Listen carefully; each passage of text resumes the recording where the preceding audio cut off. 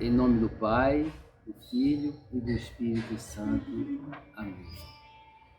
Eu sou o diácono Cid, sou provisionado na paróquia Nossa Senhora Aparecida, no Galo Branco, e estou aqui para a gente fazer uma pequena partilha sobre o ano litúrgico, já que no domingo que vem começa um novo ano litúrgico para a Igreja. Como é hábito, eu gosto sempre de trazer um pequeno roteiro para que a gente possa não fugir muito daquilo que a gente se propõe a partilhar com todos. Então, o ano litúrgico. O que vem a ser o ano litúrgico? Diferentemente do ano civil, onde ele termina dia 31 de dezembro e começa no dia 1º de janeiro, um novo ano, o ano litúrgico na igreja, ele começa no primeiro domingo do Advento e se estende até na sexta-feira do último domingo do tempo comum, que é o 34º domingo, conhecido como solenidade, domingo do Cristo Rei do Universo, que no caso está sendo hoje para esse ano de 2022, e no sábado vai terminar o ano, no domingo que vem, como falei, primeiro domingo do Advento, começa o novo ano litúrgico. E no ano litúrgico, o que a gente vê? A gente vai ver domingo após domingo, semana após semana, todas as ações, as atitudes, os gestos, os ensinamentos de Nosso Senhor.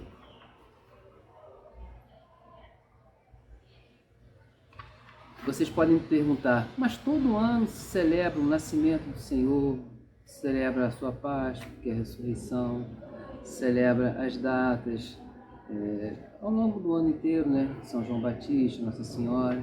Por que todo ano a gente faz, entre parênteses, as mesmas coisas? Na realidade, não são as mesmas coisas. A igreja tem uma coisa chamada memória. O que é uma memória na igreja? Memória é você tornar presente um ato salvífico de Deus. Ou seja, você atualiza, você traz para o hoje aquele determinado fato. E eu dou alguns exemplos aqui para vocês poderem perceber esse ato contínuo que é fazer memória. Então, por exemplo, no tempo do Natal, que a gente vai começar agora, com o primeiro domingo do Advento, é comum a gente ouvir expressões que mostram essa atualidade dos fatos, dos acontecimentos. Então, por exemplo, diz lá na oração eucarística número 1, no Missal Romano: celebramos a noite santa em que a Virgem Maria deu ao mundo o Salvador. Celebramos, a noite santa. Está trazendo para o presente. O prefácio da Epifania do Senhor, que é quando o Senhor se manifesta ao mundo pela presença dos Reis Magos. Revelastes hoje o mistério de vosso Filho, como luz para iluminar todos os povos. Então, revelastes hoje, ou seja, a igreja está sempre atualizando. É como se a gente vivesse um eterno hoje. Como se não tivesse um passado, como se tivesse um futuro, a gente esteja vivendo o hoje, o momento presente. O ano litúrgico, ele é composto de 2 grandes ciclos. Então, existe um grande ciclo chamado ciclo da Páscoa e o outro grande ciclo, que é o ciclo do Natal. E cada um desses ciclos, ele tem sempre um período de preparação. Um período de preparação, a festa principal do ciclo, e depois um período pós-data principal do ciclo. Para a gente ter uma ideia, por exemplo, o ciclo do Natal. Natal, 25 de dezembro. Mas tem um período de preparação. Esse período é chamado de Advento. Então tem uma festa, tem um período de preparação para essa grande festa que é o Natal.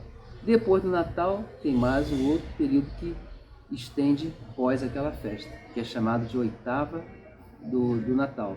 Então são 8 dias após essa data principal, essa festa principal, onde a igreja também vai comemorar fatos importantes. A gente tem uma ideia, por exemplo, ao celebrarmos o Natal dia 25. No dia 26 já tem uma comemoração que é do Santo Estevão. Depois, no dia 27, vai ter outra festa, que é de São João Batista. Depois tem dos Santos Anjos, dia 28. Tem a Sagrada Família. A Sagrada Família tem uma particularidade. Se entre o Natal e o 1º de dezembro tiver um domingo ali no meio, ela vai passar para aquele domingo. Se não tiver, aí ela vai ser celebrada no dia 28 mesmo.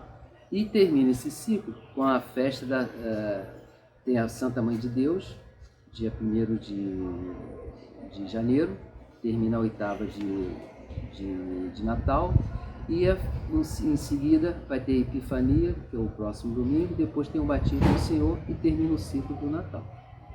Então, a festa principal, Natal, período de preparação, o Advento, e o período pós, 8ª de Natal, mais a Epifania e o Batismo do Senhor.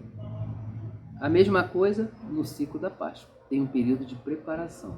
Esse período de preparação a gente chama de Quaresma. Tem a festa, que é a Páscoa em si, aquela Semana Santa, começando no domingo de Ramos. Vem a festa da Páscoa e depois 7 semanas até chegar Pentecostes.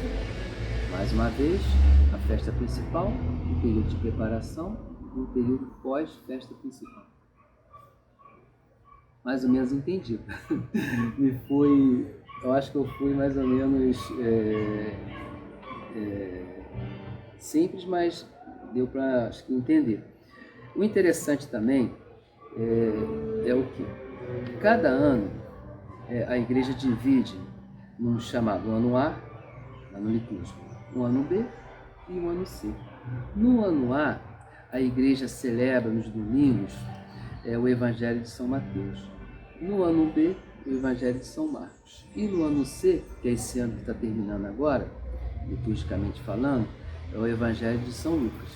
E o Evangelho de São João, vocês podem estar questionando. Normalmente é proclamado nas grandes festas e solenidades ao longo do ano. Vocês podem estar fazendo uma pergunta. Como é que eu vou saber o ano que a gente está? Se é o ano litúrgico A, se é o ano litúrgico B, se é o ano litúrgico C? Vou dar um exemplo para vocês. 3.842 vai ser ano A, B ou C? Como é que a gente faz para saber? A gente pega os algarismos do número 3.842. Então, 3, 8, 4 e o 2. Eu vou somar esses algarismos. 3 com 8, 11. Com mais 4, 15. Com mais 2, 17. E eu divido por 3. Então, 17 dividido por 3 vai dar 5 e sobram 2. Quando sobrar 1, esse ano litúrgico vai ser de Mateus, o ano A. Quando sobra 2, o ano B, que vai ser de São Marcos nos domingos. E não sobrando nada, é o ano C. Então, esse ano, 3.842, vai ser o ano B. Por quê? No resto dessa divisão de 17 por 3, deu 5, deu 2. 2023, vamos fazer a mesma coisa. 2, 0, 2 e 3. 2 e 0, 2, mais 2, 4, mais 3, 7.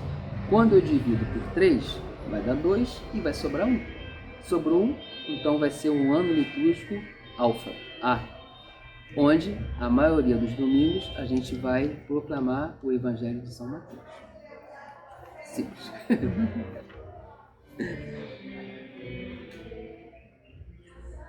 Agora, dentro me restringindo mais ao ciclo do Natal, e dentro do Natal, como eu falei, tem uma parte que é uma parte de preparação, que é chamada de Advento.